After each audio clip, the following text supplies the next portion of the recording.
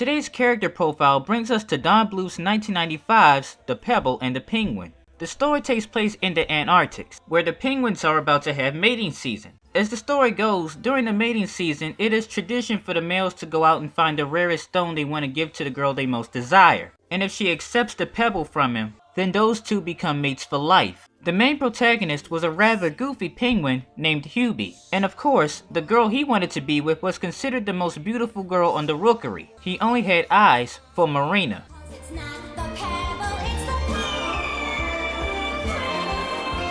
Voiced by Andy Golden, Marina was the kind and beautiful main love interest of the film.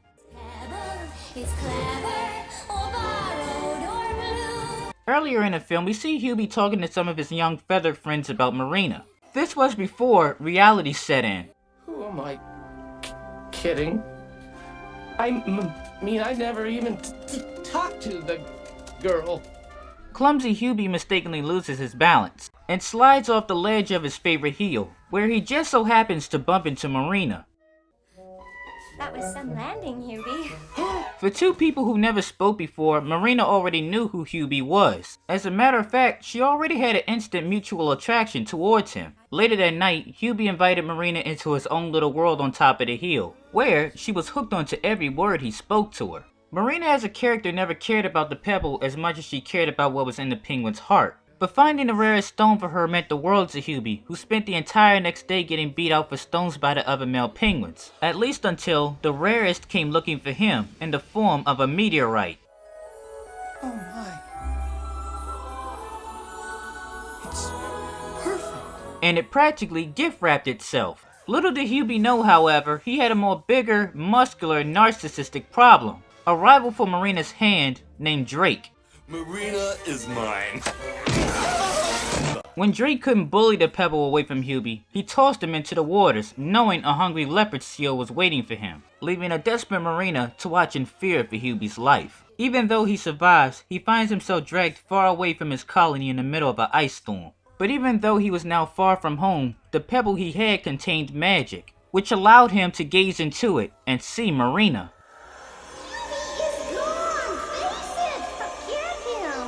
I believe Hubie's still out there somewhere, and he'll come home to me in time for the full moon mating ceremony. It turns out Marina was willing to be faithful in the possibility that Hubie would return home alive. Marina's problem now was, without Hubie there, it meant Drake could force himself onto her uncontested, no matter how many times she tells him no. And it wasn't just the Drake dilemma she was facing. Waiting for Hubie meant that if she did not choose a mate before the next full moon mating ceremony, she would be banished from her colony, where she would face the ultimate possibility of starving to death.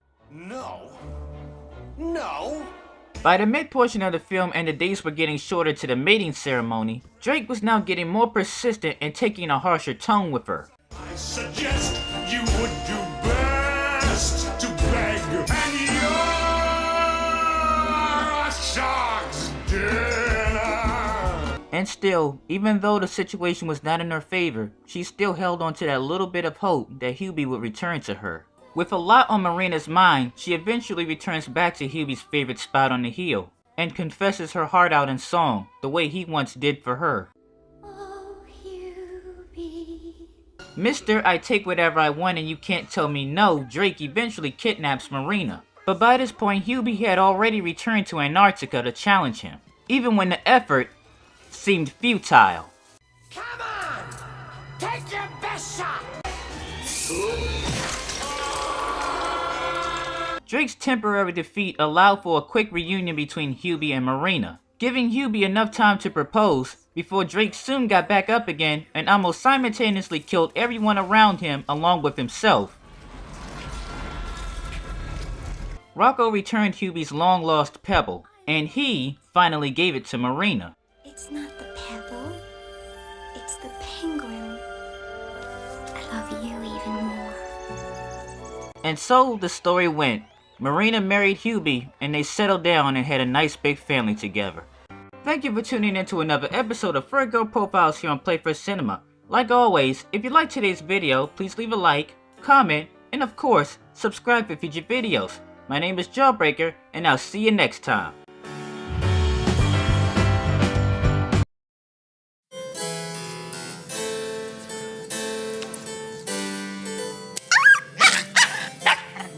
Découvrez Orange à l'Aristo, saveur cassis. How it feels to chew 5 gum. Stimulate your senses. This episode brings us to 1998's An American Tale, The Treasure of Manhattan Island, the third film of the series. The third movie pulled us back into New York, away from the Old West and Green River, and wrote the second film off like a dream that never happened, or a prophecy waiting to come true. Even Tanya, the older sister of Fievel, who had age spiked to that of a teenager in the second movie, had aged back down, but gains another inconsistency with her black nose. Fievel's friend Tony returns, with Bridget written out of the story nowhere to be seen. The two explore an abandoned subway, and after running into a little trouble, they find what appears to be a treasure map. They take the map back to a guy by the name of Dr. Dittering, who had a scheming assistant by the name of Scuttlebutt. Believing there was a treasure on the ground left by Indian mice, the five later follow the map to its destination and find themselves at the mercy of traps trying to stop them from going any further. At the end of the road, they are ultimately caught by an underground tribe of Indian mice, whose ancestors, the Nalape, went into hiding 200 years ago after the Europeans arrived. It was 34 minutes into the movie that we were introduced to the chief's daughter, named Cholena. She was voice played by Elaine Belstrick. Buonasera, bella signorina. It was also here Tony found himself some new love candy, Sleaze Bag. The high-spirited Cholena acted as a tour guide and educated both him and Fievel on the ways of her culture. She eventually even gave the two nicknames. Fievel was called Chaluchalus. In our language, that means cricket. Tony, on the other hand, was called Pulog. It is our word for turkey. Swell.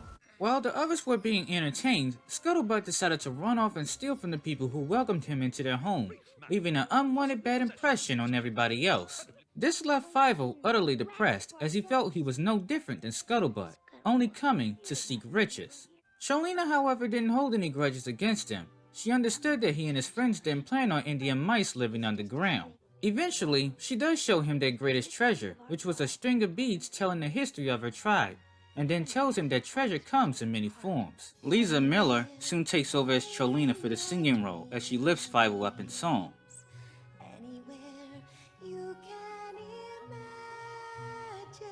The scene takes the two to the sky, allowing the little hero to see her entire world from above.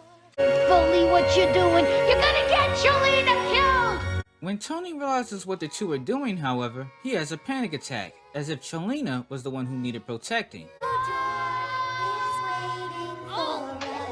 Fievel later gets an idea and requests for her to come see the surface. Her father Wuliso agrees to let her go, but at the same time gives her a task, which was to see if everyone above had changed their deceitful ways. She is welcomed into the Mousewisk home just as much as she welcomed Fievel into hers. Tanya and Mama Mousewisk even make her a brand new dress that she would take with her for her tour around New York. And yes, Tanya was allowed to go along this time. After taking a train ride, seeing the Statue of Liberty and the view from above New York, they stop at a carnival where they take a ride in the Tunnel of Love. It's here Tony tried his luck with Cholena, but instead she uses Fievel as a cootie shield. The tour lastly comes to a boat ride, with the boys being seen worn out from their long adventurous day.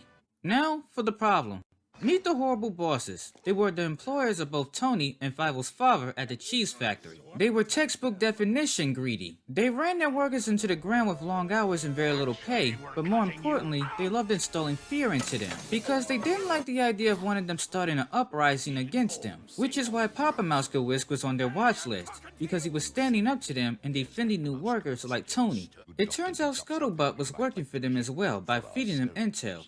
He told them about a possible lost treasure, then later told them about Cholena and other Indian mice living underground. The factory owners used the Indians as leverage over the workers by inciting racism. They wanted to make themselves look like heroes and make a common enemy out of the tribe. With a mob now racing through the streets and the police joining with them, Papa runs back home to warn everyone that Cholena was in trouble. She has to disguise her hair in order for her to safely blend in and make it back home, but Fievel and the others soon lose her in the middle of the rampaging crowd. Her necklace, which was knocked off, is picked up by Chief McBrusque, who was leading the angry mob at the wishes of the factory owners. Cholena tries to hide behind a can to catch her breath, but when she removes her cloth, she accidentally gives herself away to McBrusque and his subordinates. Before they could act on her, Fievel and Tony ride in, shut the window on them, and get her back. While Papa, Mama, and Tiger were rescuing Dr. Divering and restoring some sanity, Fievel, Tony, and Tanya finally make it back underground with Cholena. However, by this point, McBrusk, using Scuttlebutt as a GPS, was not far behind. By the time the uninvited make it to their destination, they were forced to retreat immediately when a waiting ambush chased them back towards the exit. Unfortunately, knowing they wouldn't be at peace for long, Chief Uliso had to make the call of destroying the ancient tunnel with gunpowder. While they did have other ways to the surface, the chief didn't say for safety reasons. This meant Cholena would unlikely ever be seen again. She hugs Fievel and Tanya goodbye. However, Tony manages to receive a goodbye kiss on his departure. At the end of the film, we do get to see Cholena one more brief time, with her father and handmaiden, as she waved goodbye to our little hero from a distance. Thank you all for watching another episode of Furry Girl Profiles. Please remember to leave a like, comment back, and subscribe for future content. My name is Jawbreaker, and I thank you all for watching Playfur Cinema.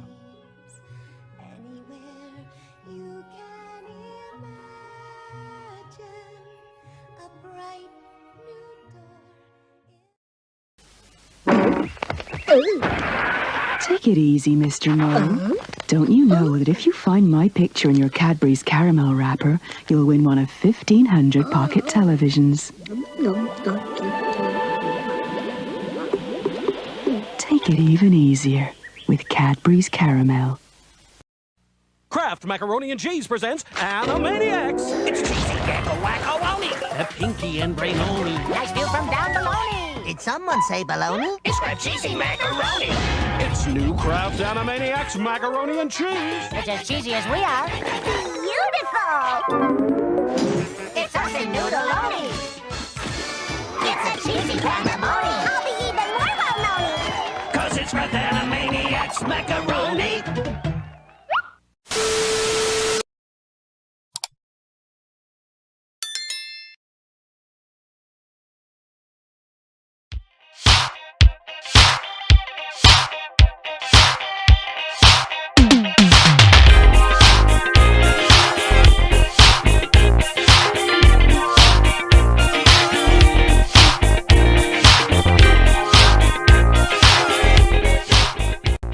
In today's Dual Bear feature, our first girl takes us back 51 years into the past, to 1965.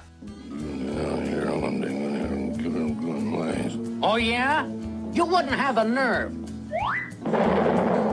Our first stop takes us to Hanna-Barbera's The Hillbilly Bears. They ran as a segment for 26 episodes during the Secret Squirrel and Adam Ant show, from 1965 to 1967. Excuse me, young lady, but... Ah! A man!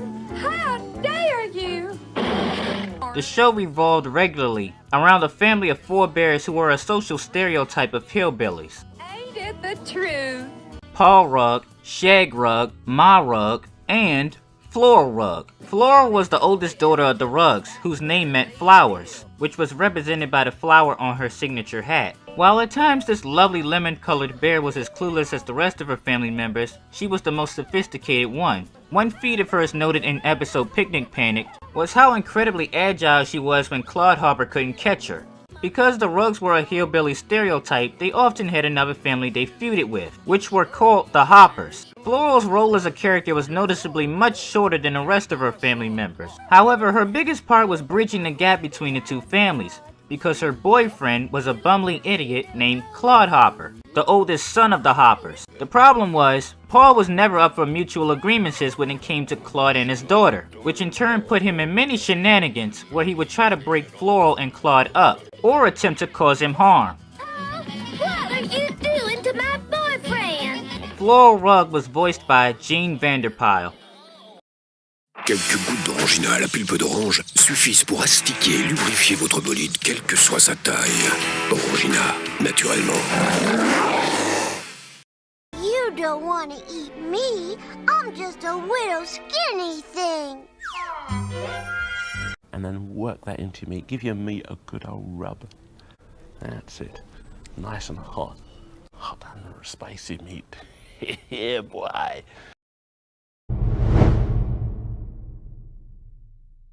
In a day and age where everyone is looking for something to blame, look no further than Looney Tunes' Pepe Le Pew, a French lover boy who can't keep his hands to himself when it comes to the ladies and usually doesn't understand how bad he smells. I don't know who started this, and I don't feel Dave Chappelle was the first to do it, but people have put it in their skulls that Pepe likes to sexually assault his leading love interest, Penelope Pussycat, and have made him out to be the poster character of No Means No. This subject is yet another one of a handful of strikes towards Space Jam: A New Legacy, because it decided to open old wounds and was actually going to scold him on screen about inappropriately touching women. But they ditched it and just flat out didn't allow him into the movie. Me personally, I'm glad they didn't add the scene, because enough is enough already. They had the chance to fix the public perception of him and show a lover could be a fighter too, but they blew it trying to please people who were never going to see this movie anyway.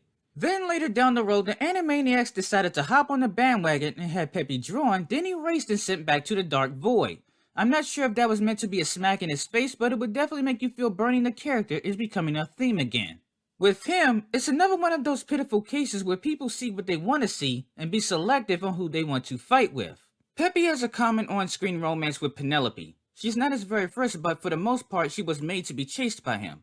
He's like a dog when you run from them. They think it's a game. He thinks if a woman runs from him, it's a sign of interest and a form of foreplay. This was something Tiny Toons loosely established with Fifi La Fume and the skunk who chased her during the Amazing 3. The Looney Tunes skunks seem to think chasing their partner is a form of courtship. And since we are on this, I'll say this for future reference. Pepe Le Pew is not a villain character. The character who horn-dogged around the table after Fifi, however, was a part of Perfecto Prep, a school full of villain tunes. So he likely would have done something to her if Babs had not stepped in.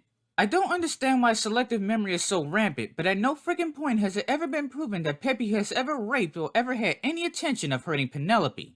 He could afford to ease up on the grabbing and kissing, sure, but it's been established so many times at this point that her real biggest problem with him is the fact that he smells horrible. Why oh why is that so hard to understand? The classic 1940s and 50s shorts made it clear that she cared for him too. The Looney Tunes show showed them spending Christmas Eve together.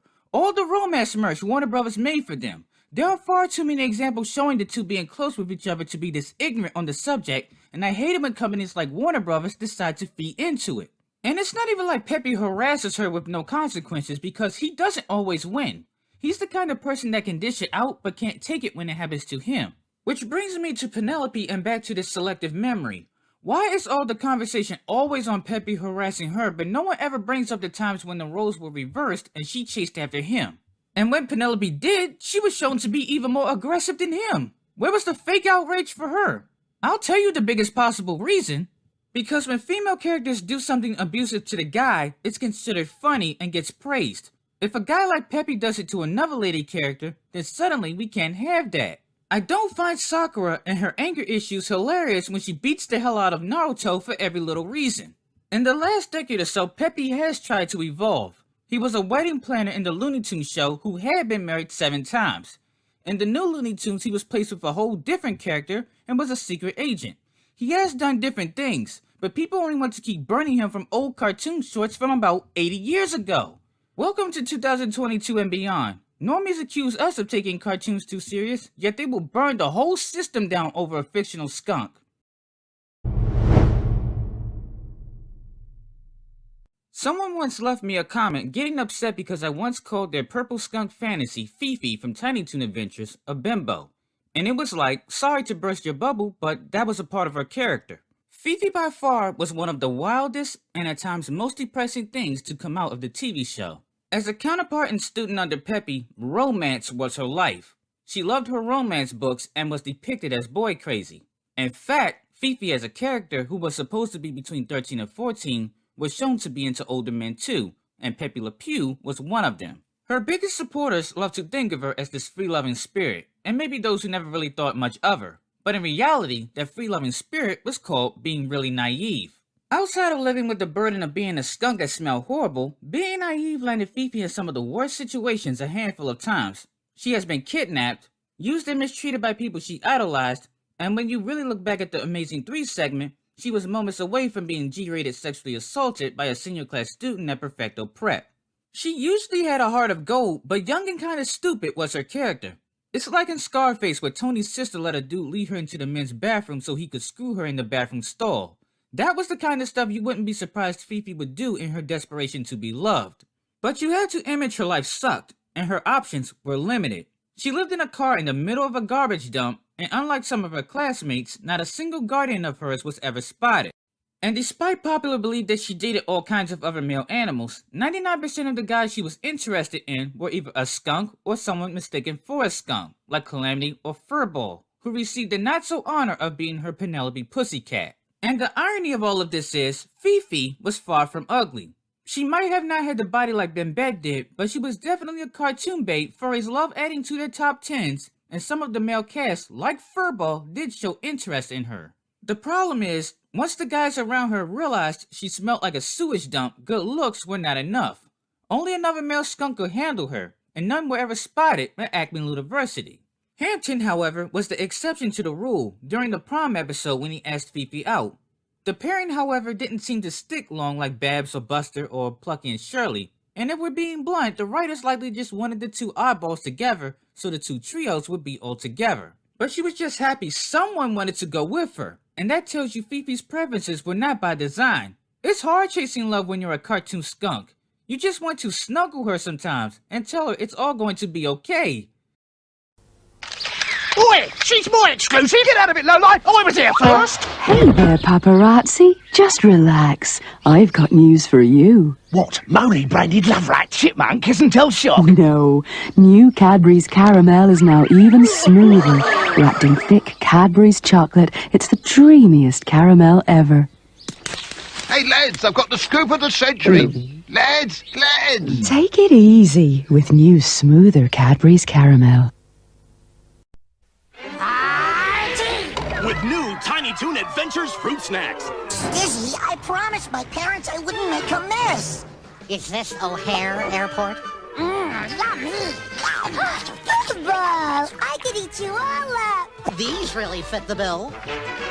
Those went fast. Hello. Mom, you're coming home? They're back. The party animals in new Tiny Toon Adventures fruit snacks.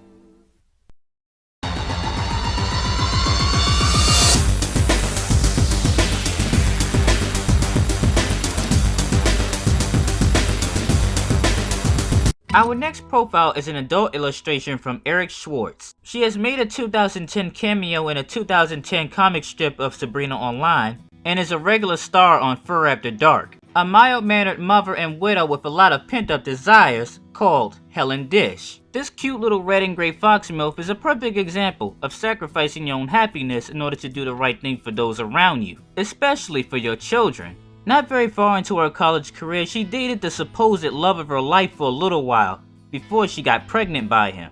Trying to do the right thing for their only son named Bobby, they shortly after got married. The problem was, despite them trying to make it work, it was a loveless marriage. One night, he left his phone at home. Helen, going to surprise him at work, found him screwing his secretary. It was after a divorce soon followed. Though it seems Helen and her ex-husband didn't depart with too many hard feelings. He even gave up the rights to his son and left Helen the house, eventually getting engaged to his secretary, in which Helen will admit they both had a genuine love for each other that they never had. During the 2010 storyline of Sabrina Online, Sabrina teaches Zigzag how to use the internet. Not only does she develop an unhealthy obsession with it, but she develops a bitter rivalry with a couple of people talking smack about her. In a plot taken straight out of Jay and Silent Bob Strikes Back, seeking revenge, Zigzag figures out where they all live and goes to track them down. One of the addresses led her straight to the home of Helen Dish, because her son Bobby was one of the people talking smack about Zigzag. But because Bobby was still currently at school, she invited Zigzag into the house to wait for him. Thing is, Helen already knew who Zigzag was because she discovered DVDs of her in her son's room. Mild-mannered and usually heterosexual Helen not only admired Zigzag's adventurous spirit, but she also had a bit of a crush on her. This encounter opened the floodgate to sexual intention, and Helen willingly offered herself to Zigzag, allowing Zig to turn the inexperienced mother out and turning her on to new experiences. When Bobby finally makes it home, he is in for a rude surprise when he discovers that Zigzag is in his house, and an even bigger surprise that will probably scar him for the rest of his life. The vindictive bitch known as Zigzag tells Bobby she fucked his mom. Ever since then, Helen has left her comfort zone and has been seeking new experiences, especially getting down and dirty. She even has a standing offer with Zigzag at her studio should she ever decide to take it. While Bobby isn't 100% feeling this new slutty version of his mom, he can admit at least she's more happy than she's ever been. This has been Furry Girl Profile's Hell and Dish. If you liked today's video, please leave a like, comment, and subscribe for future videos. My name is Jawbreaker, and I thank you for watching Playfur Cinema.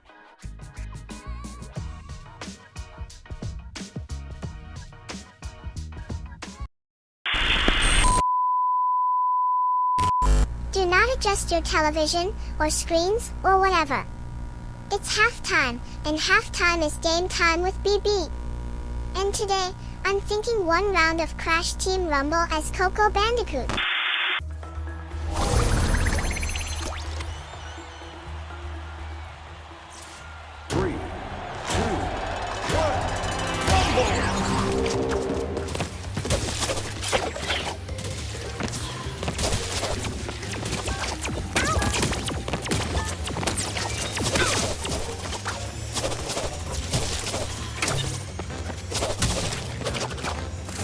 Your team boosted. Your team boosted.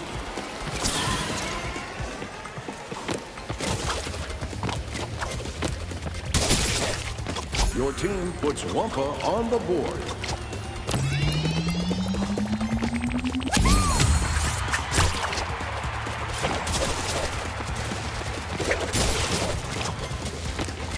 Enemy team boosted.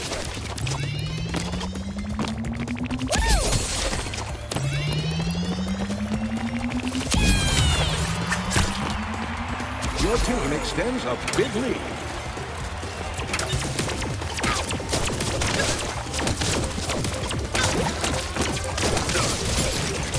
Your team boost expired.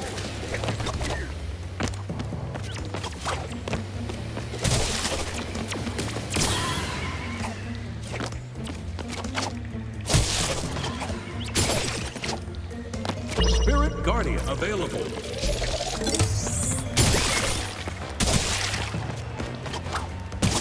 Enemy team boost expired.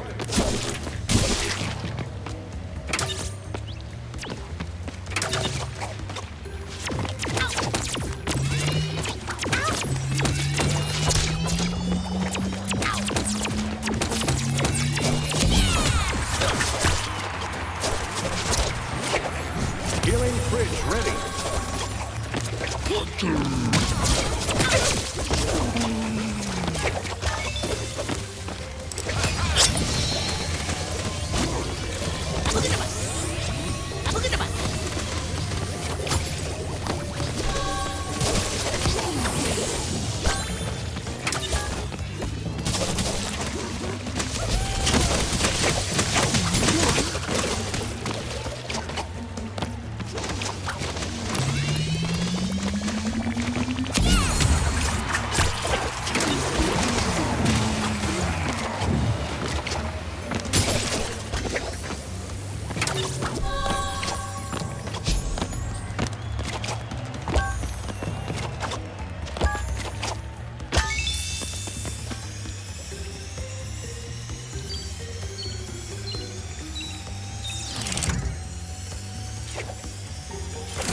Your team boosted.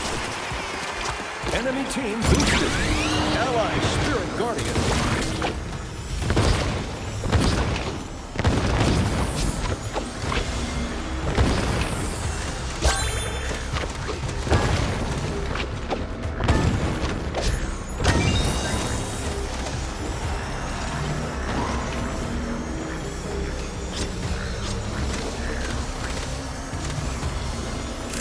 Your team boosted.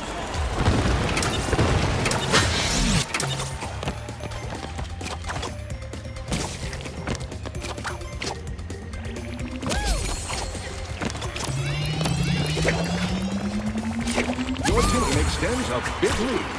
Enemy team boost expired.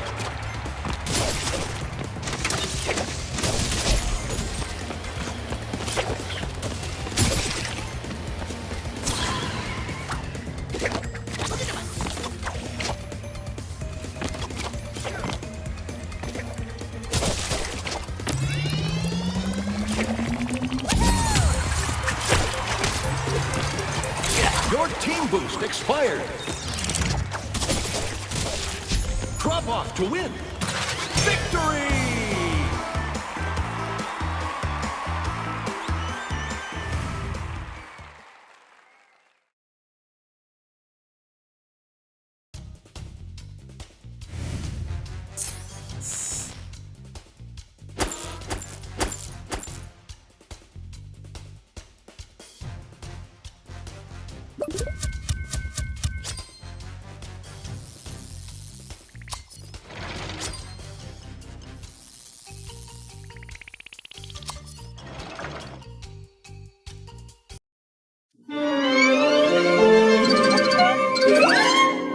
Hello, my love.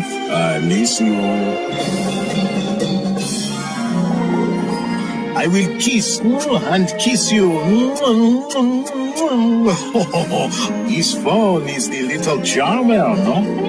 Only AT&T lets you connect this Valentine's Day with the new Samsung Propel. Just $49.99 after mail-in rebate, exclusively from AT&T. The way to beat Rene is to take a quick lead and break his concentration. I don't even know if that's PG.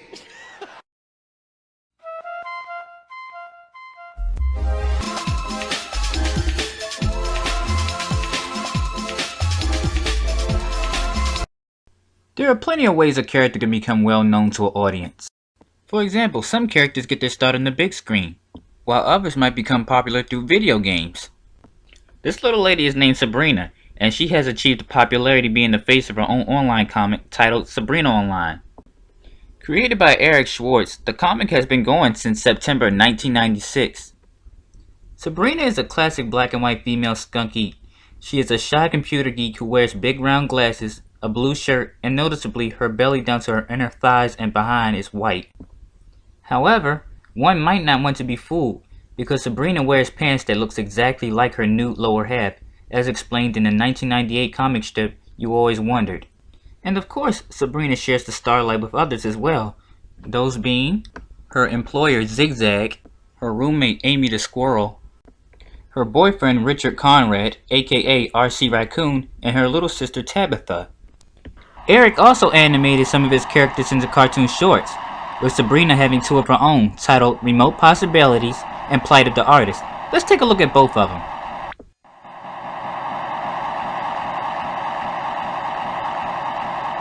When the cartoon begins, we notice Amy might have been awoken by the loud noise coming from the TV caused by Sabrina. A restless Sabrina flips through the channels of familiar faces as she fights not to fall asleep. But, like all creatures, you can't beat the Sandman, and she nods off. Waking up startled, Sabrina tries to change the channel. And oh my damn, it's a dream come true. A Sabrina Jessica Rabbit with big titties! Tig-o bitties. Mount Fuji brought its twin. Tig-o bitties. Two melons in a shirt. Tig-o bitties.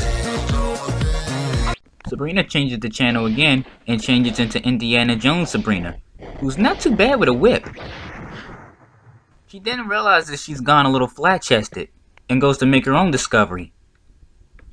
That there's one whip that she won't be whipping. With another flip of the remote, she turns into basic skunk Sabrina.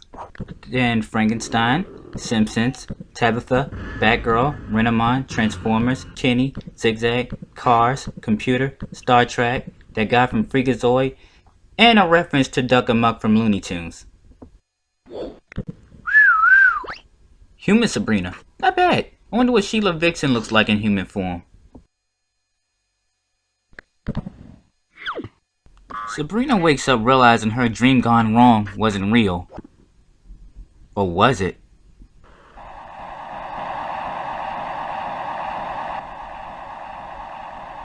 Nope, only a dream, and so is her channel surfing for the night. Then again, it might just be over for good.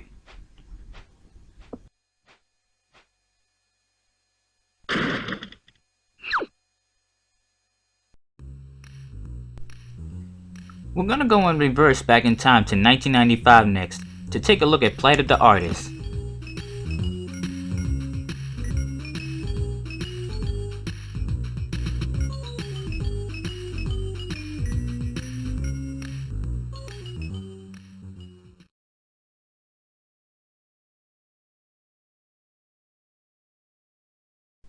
The day seems to start out like any other day. Just a computer geek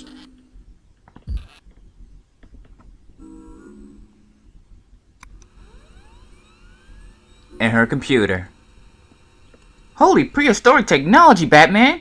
This is definitely the 90s, where the computers were bulky, ugly, graphics were the pits, and we used the dreaded dial-up connection to use the internet.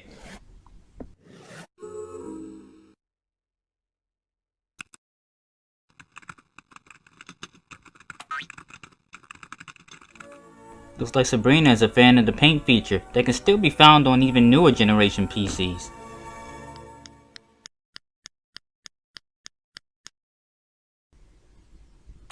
Looks like Amy is home as well.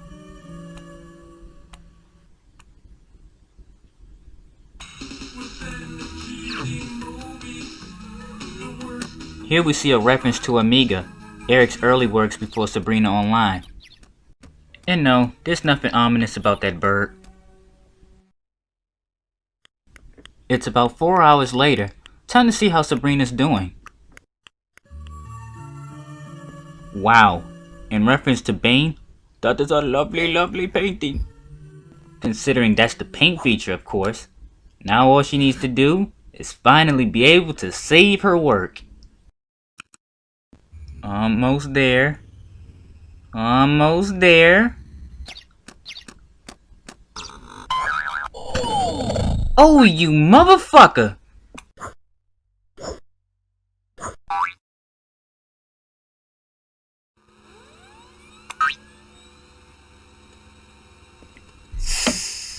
Ah, yeah, when it comes to a creator's pride, that's gotta feel like a swift kick to the nuts. Now, I suggest you take cover.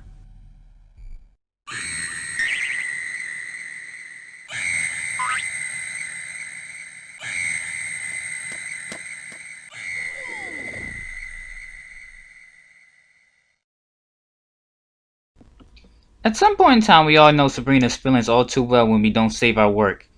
We just gotta learn to move on and remember to save our work at least every half an hour sometimes.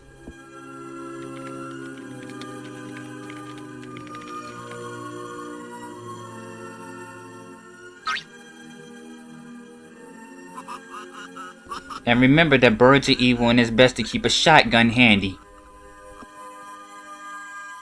Speaking of that evil bird, whatever happened to him? Actually, he becomes very famous 11 years down the road. Today, we know him simply as Twitter.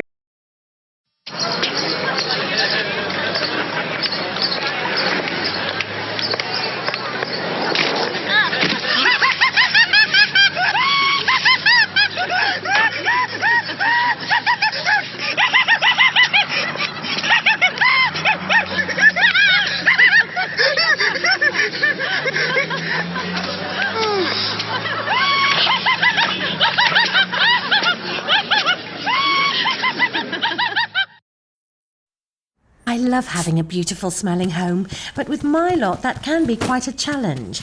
Luckily, this new Airwick Freshmatic Mini keeps me one step ahead. I choose my favourite fragrance and every 8, 15 or 30 minutes it sprays out automatically. I really notice these scented little wafts every now and again, telling me my home smells lovely. And for bigger whiffs. It even has a boost button. Ah, Airwick, it's good to be home. 25 episodes since Furry Girl Profile's Bridget, we finally return to the world of An American Tail. The young adventurous mouse Fivel returned in his 1991 sequel, Fivel Goes West. Once again seeking a better life, this time him and his family pack up and move away from the city, and moves out west to the town of Green River. In the film, while some were moving to the west for comfort and safety, others were moving there for fame and possibly a better love life, which ended up putting a strain on Fivel's best friend Tiger's relationship with his new love interest, Miss Kitty.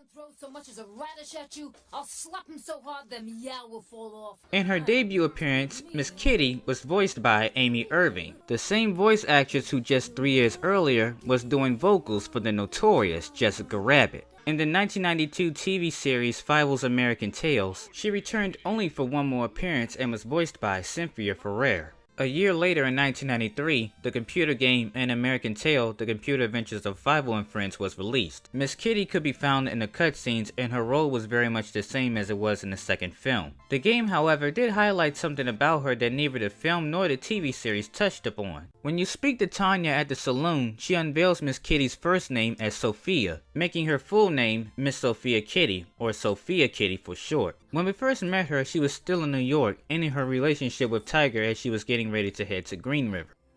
Now show me you're tough, and don't make a fuss when I leave, okay? For those that misunderstood her motives, she still very much cared for Tiger. But she desired a male cat with the strength and courage of a dog, a desire she couldn't fulfill with a scaredy city cat like him. By the mid-portion of the film, we meet Miss Kitty again, and this time she is working in the saloon of Caterwall, who introduces her to Fievel's sister, Tanya. After on purposely getting on his nerves, she soon agrees to get Tanya ready for her first performance. Possibly the greatest thing Miss Kitty ever did was bonding with Tanya and sharing her wisdom with her. At the time, the little mouse had the ambition and the talent to be a really great singer, but none of the courage that Miss Kitty had. And says who? You can be whatever you want if you just believe in yourself. Miss Kitty stood back behind the scenes and watched her out of support, though when Tanya finally took off, it seemed even she was caught off guard.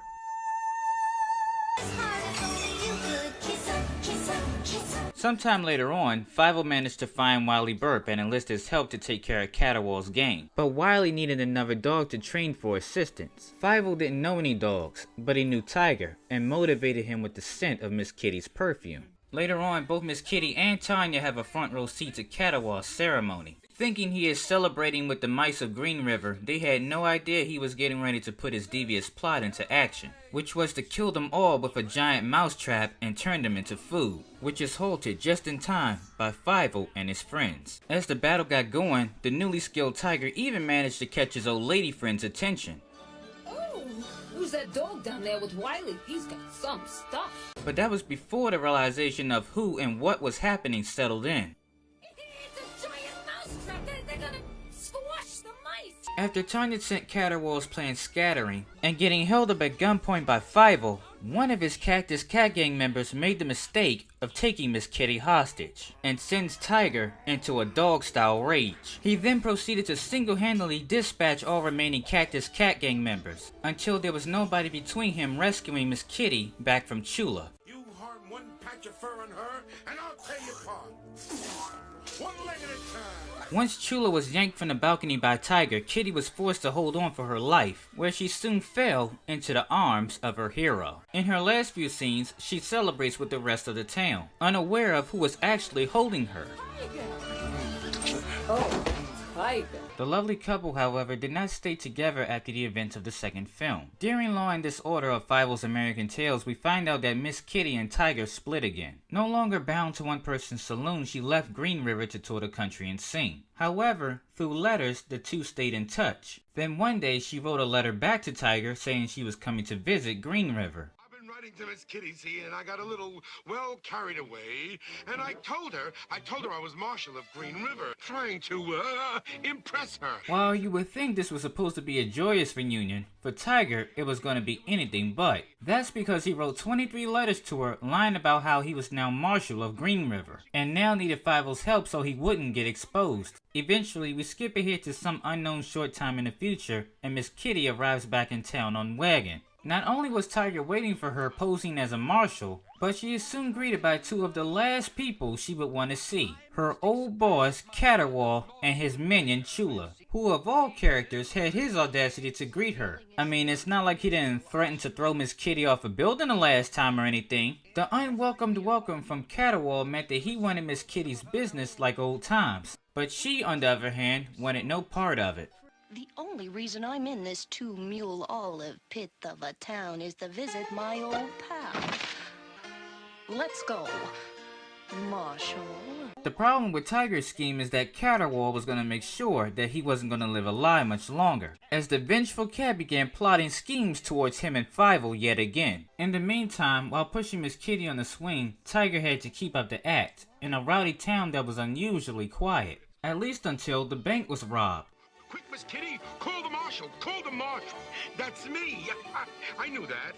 It turned out to be nothing more than Five playing along in his shenanigans. A fake robbery to impress Miss Kitty. And to show Miss Kitty evidence of his capture, he put Five in a cage. But Tiger intended for him to get out once they left the room. The problem is he couldn't, thanks to Sydney. But instead of just getting Five in trouble, it left them both in a bad situation with Chula. In the meantime, while Tiger was still spending time with Miss Kitty, Caterwaul was still not letting up. I've done it. I've rounded up a few of the fellows for a little get-together tonight, and it would be a special evening indeed if you would but consent to perform for us. She was still gonna go nowhere near the saloon, but only changed her mind because Tiger was so eager to go. If the marshal wants to hear me sing... Oh, I do. Then it will be my pleasure. And sure enough, as nightfall came, while Miss Kitty was getting ready for her performance, Caterwaul took the opportunity to ruin the new marshal's life. With his hand now forced, Tiger had no choice but to try and get both Five and Sydney back, even with the deck now stacked against him. With him now on a mice rescue mission, he wasn't in the front row by the time Miss Kitty went on stage. This episode marked the first and only time we actually got to see her sing directly, since Tanya took the lead role for the second film. Yeah, unfortunately, however, it is soon cut very short. What a cat. Caterwaul's plans for revenge once again go up in smoke when Five manages to escape Chula, goes back to the saloon and sends the cats running into the night.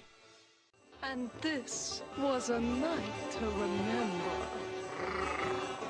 In the end, however, Tiger still ended up telling Miss Kitty the truth, but the classy Kitty doesn't exit with any ill will towards him. She soon leaves the way we met her and vows to return.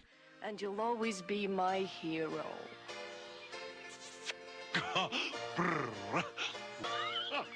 Now, show me you're tough and don't make a fuss. This isn't goodbye. It's just so long. Until the next time. Thank you for tuning into Furry Girl Profiles, Miss Kitty. If you liked today's video, please leave a like, comment, and subscribe for future videos. My name is Jailbreak and I thank you for watching Playfur Cinema.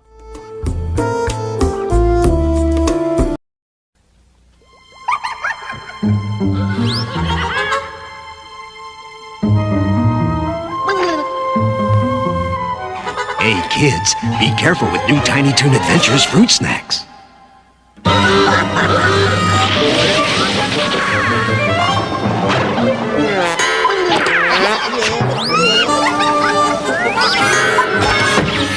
Because you never know what'll pop out next.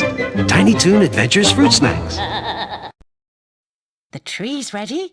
Oh, the decorations are up. But this is what really makes my home feel Christmassy. Airwick Freshmatic's exclusive mulled wine fragrance with essential oils. Couldn't have a Christmas party without mulled wine. The Airwick Winter Collection. It's good to be home. And to help you get set for Christmas, there's a prize to be won every day at airwick.co.uk. Even a home makeover worth £5,000.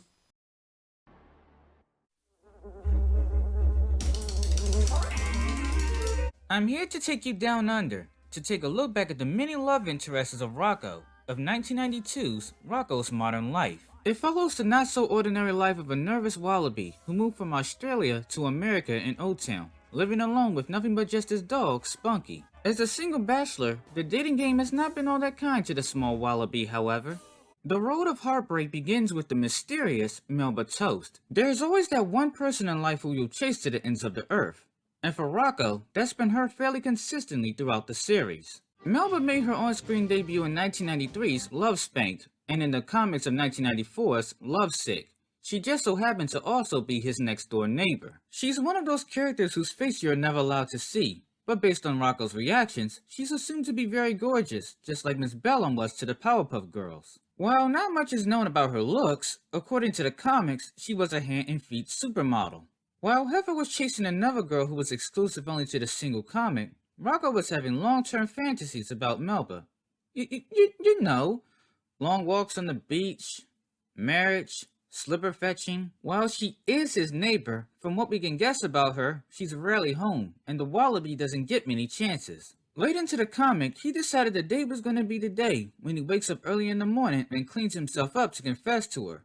But poor Rocco misses his opportunity when she drives off in her limo. During Love Spanked, the fixation towards her was very much the same. He was madly in love with his next door neighbor, who he peeked at from his window. Melba. Heifer unfortunately has to knock the air out of his balloon when he tells him that she now has a boyfriend named Dave. Is he handsome? Yep.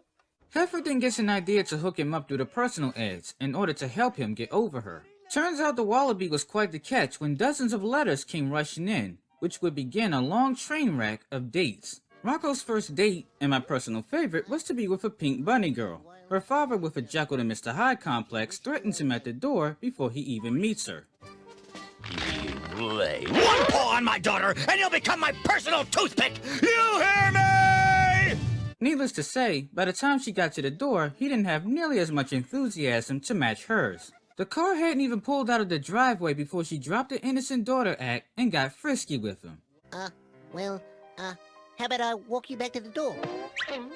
How about we trade math equations, baby?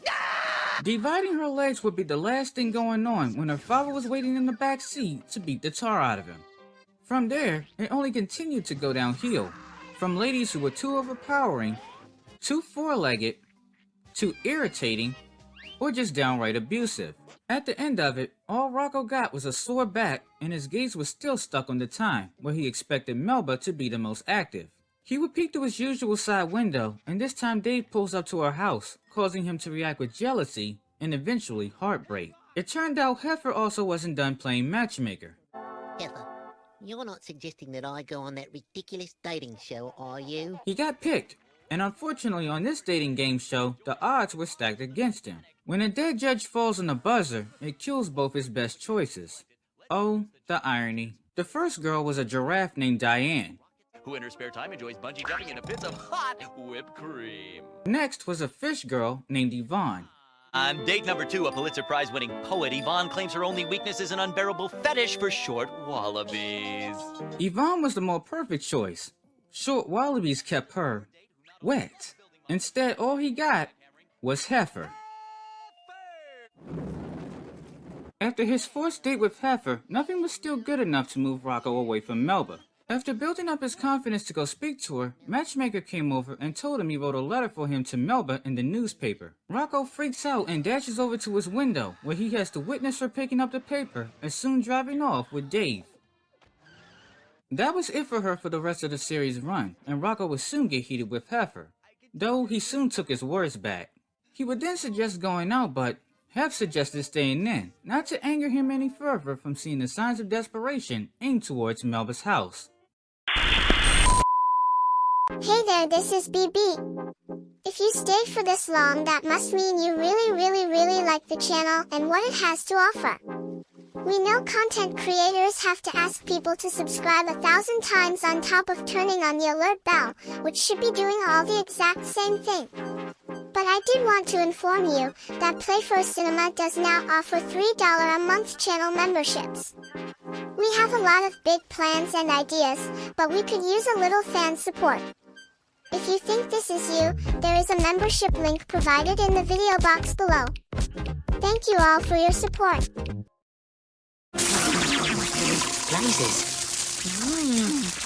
Sheila? All night? Okay. Sheila? On 2 occasions, Heifer has randomly mentioned the name Sheila in his sleep. During Season 4's Wallaby on Wheels, this Sheila finally got a face when she walked into the comic book store that Rocco worked in. She was voice played by Alyssa Wilson. Hi. I'd like to buy this week's issue of Roller Derby Women from Planet 12, featuring Twinkie the Wonder Worm. She was a 1-episode character for Wallaby on Wheels, and can also be found making a cameo appearance on the front cover of issue number 3 of the 2017 comics. She was the last love interest of the television series run, and arguably the most popular. Sheila is a roller skating fox girl who loves comics and just so happens to wear a similar pattern shirt like Rocco. In her introduction, she had to take it upon herself to leave the money on the counter because Rocco was too mesmerized by her. Oh, Rocco, when you fall in love, you fall like a plane crash. After Heifer's usual childish teasing on his crutches, he invited Rocco down to the skating rink where Sheila was a regular, and since Rock couldn't skate himself, he offered to teach him. It wouldn't be enough time for him to learn how to skate, however, especially when the girl he wanted to impress spent a lot of time in the place he was practicing. He ended up getting a much earlier proper acquaintance to Sheila, and she even asked him if he wanted to skate with her. Thanks to the save from Heifer, Rocco indeed ends up skating with her, while being strung up in the air with a fishing rod, though she didn't seem to notice. The floor would soon be clear for Heifer's show performance. In the Roller Dome, he was known as the king for a reason. He's terrific! He wasn't just good, he was perfect, and it started bothering Rocco.